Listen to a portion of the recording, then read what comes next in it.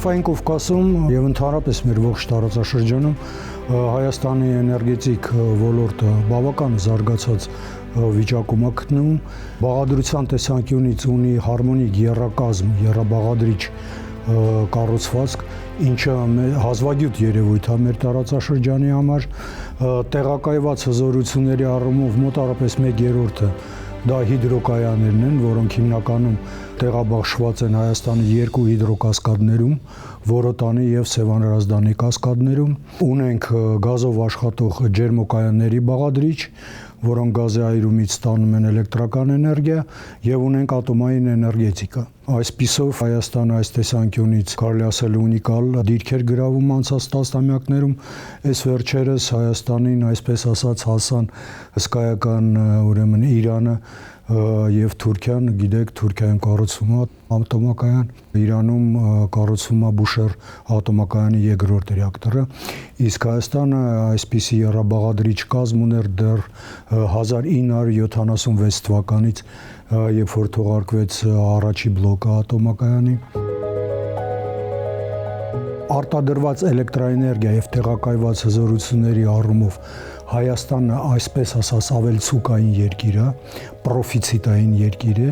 Հայաստանը ամբողջությամբ կարող է բավարարել իր պահանջները էլեկտրաէներգետիկայի եւ երաշխավորված հզորության առումով, գումարած դրան ապահովել զգալի արտահանում։ Մոտավորապես 3 միլիոնանոց Հայաստանը արտահանում է այնքան էլեկտրաէներգիա, ինչքան 90 միլիոնանոց Իրանը կամ 80 քանի միլիոնանոց Թուրքիան։ Այդպես որ Հայաստանը բավական լուրջ ծավալներով էլեկտրաէներգիա է արտահանում, հիմնականում դեպի Իրան։ Այս վերջերս կարծես նախատեսվում է նաև դեպի Վրաստան արտահանումների ծավալների ավելացումը, այդպես որ դա Հայաստանի էներգետիկ համակարգի երկրորդ առանձնահատկությունն է, այն տարածաշրջանում թերևս միակ երկիրն է, որը պրոֆիցիտային երկիր է եւ ունակ է արտահանելու էլեկտրաէներգիան, ընդ որում որոշակի ծրագրերի իրականացման դեպքում Հայաստանը կարող է կրկնապատկել իր էլեկտրաէներգիայի արտահանումը, իհարկե լրիվ բավարարելով սեփական կարիքները։ Երրորդ առանձնահատկությունը Հայաստանի էներգետիկ համակարգերի տարածաշրջանում թերևս նմանակը չունեցող վերականգնվող էներգետիկայի, մասնավորապես արեգակնային ֆոտովոլտաիկ էներգետիկայի շեշտակի զարգացումներ, ուղղակի աննախադեպ։ Այսօր մենք ունենք արեգակնային ֆոտովոլտաիկ տեղակայված հզորություն մոտավորապես 2.5 անգամ ավելի, քան աշխատող ատոմային բլոկի հզորությունն է։ Այս շեշտակի զարգացումը ինքնին իհարկե շատ դրական երևույթ է, իր հարակից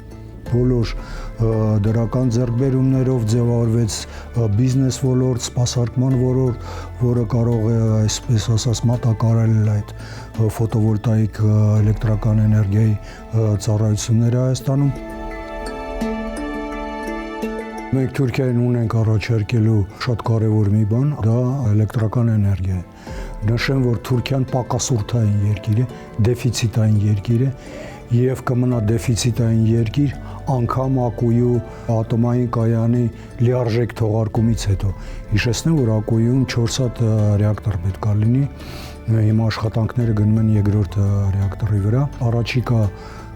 7-ից 10 տարիներ Թուրքիան մանավանդ Հայաստանին հարող հատվածները Թուրքիայի կմնան դեֆիցիտային երկիր, էլեկտրական էներգիայի առումով դեֆիցիտային երկիր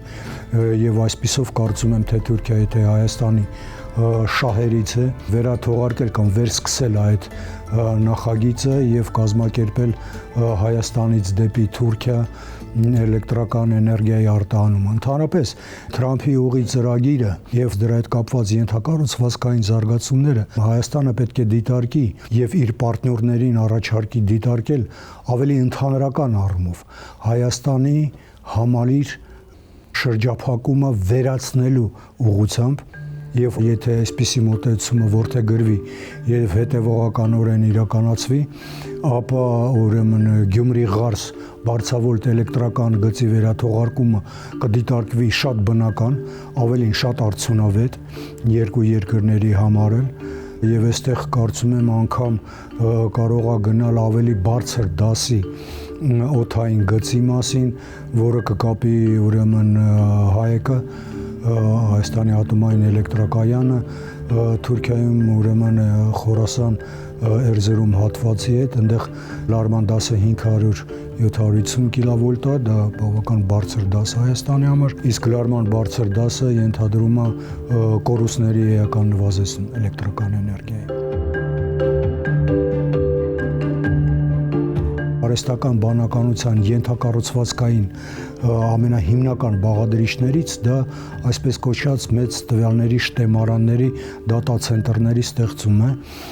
Դա կարելի ասել տեղեկատվական գործարաններ են, որոնց աշխատանքի համար անհրաժեշտ է չափազանց բարձր որակի եւ չափազանց բարձր հուսալիության էլեկտրամատակարարում։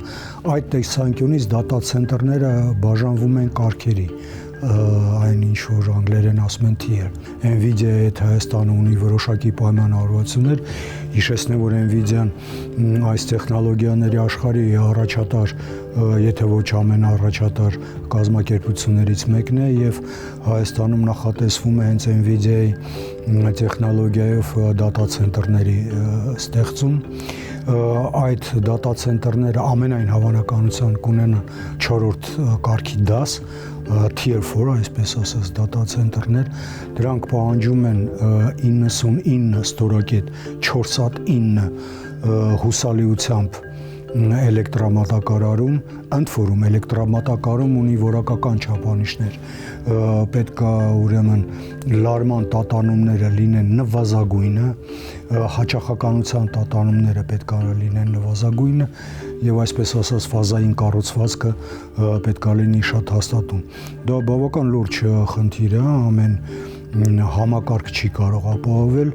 այսպիսի հուսալիություն։ Լավ է, որ Հայաստանում այդ երրաբաղադրիչ էլեկտրաէներգետիկ համակարգի տեսանկյունից կարծես թե ծավալների առումով մենք խնդիր չենք ունենա, որոշակի խնդիրներ կունենանք որակական չափանիշները պահանջելու համար,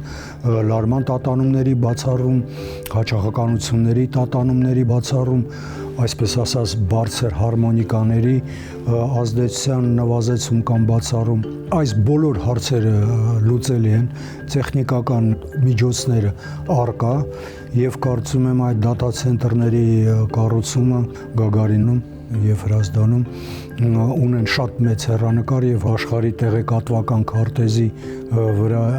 կնշվի Հայաստանը։ Կարծում եմ 2035-2050 թվականների ժամանակային հորիզոնում Հայաստանին անհրաժեշտ կլինի 1200-1300 մեգավատ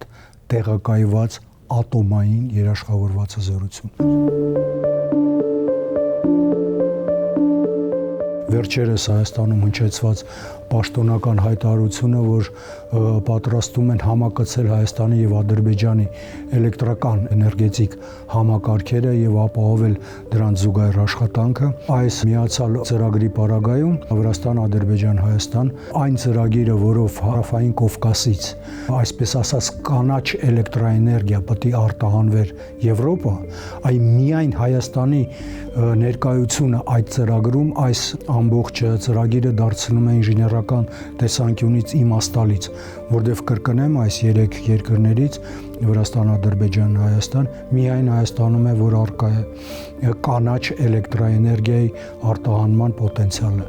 Ինչի եմ շեշտում կանաչ, որտեղ նախ դա այդ եվրոպական ծրագրի ոնց որ բունույթություն էր Սևծովյան Մալուխի, եւ երկրորդ առանձնահատկությունը 22 թվականից ի վեր Եվրամիությունը ընդունեց մեխանիզմներ, որով ատոմային էներգետիկան համարվում է կանաչ էլեկտրաէներգիա, այսինքն աշխատող ատոմային կայանի եւ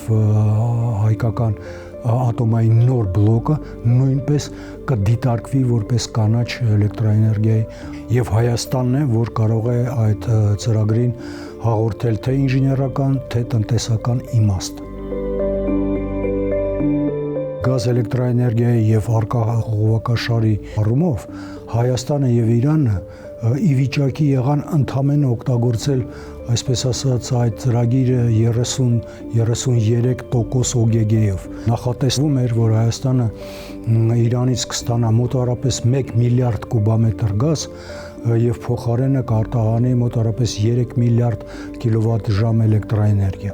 Ցավոք սրտի այժմ եւ անցած տարիներին մենք ստանում էինք այդ ցուցանիշների 1/3-ը մոտավորապես 350 միլիոն կուբամետր գազ էինք ստանում եւ արտահանում էինք մոտավորապես միլիարդ ու կես կիլովատ-ժամ էլեկտրաէներգիա։ Ահա, առաջնային խնդիրն է հասցնել այդ գազ էլեկտրաէներգիա ծրագրի ծավալները իրանց նոմինալ ցուցանիշներին